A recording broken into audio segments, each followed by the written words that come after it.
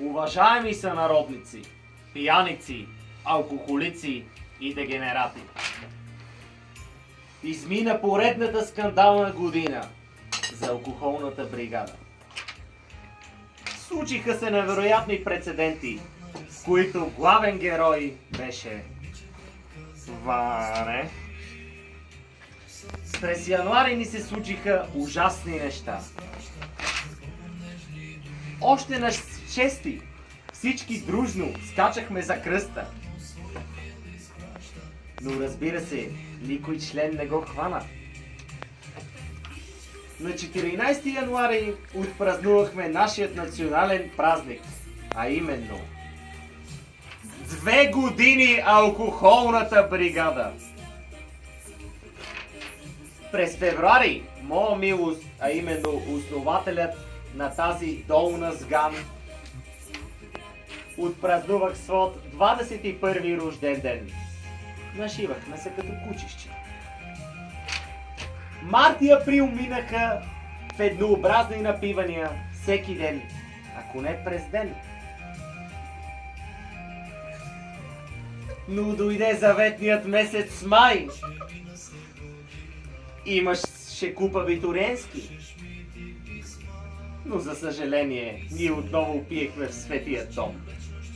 Юни, юли и август всички ходят на море, но ние се наливахме на скалата.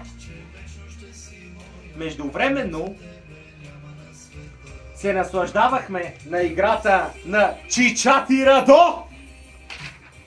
Дойде есента. Септември бе и златна есен беше.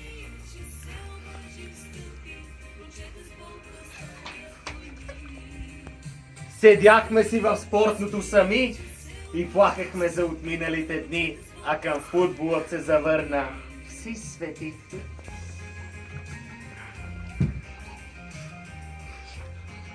Октомври отмина неусетно, но за съжаление не стана нищо конкретно. Ноември беше най-тъжният месец за алкохолната. Напусна ни живата легенда на самоковският футбол Иван Василев Петров.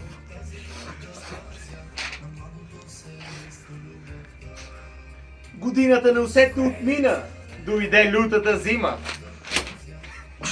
На 6 декември дома си отвори за нас Свети Николай, чудотворец. Напихме се като помяри, случиха се неизбежно тежки неща. На 10-ти живата легенда, извинявам се, Даскалидис Гърция, Мишо, отпразнува своят 30-ти рожден ден. Мина Коледа, никой не умря. За съжаление. Дойде 26-ти, Боксинг Дей! В Бистро Габи се случи непростимото. Седнахме на обед и приключихме на сутринта, благодарение на нашия преподавател от спортен комплекс Самоков, Георги Георгиев Зайлът. След Штуркопон Бъз Бара Боровец, 4 легендарни членове се завърнаха у дома пеша и стигнахме до ден днешен. Отново сме в Светия дом на маса. Пожелаваме им през новата година да сте живи и здрави и да си ебете пут.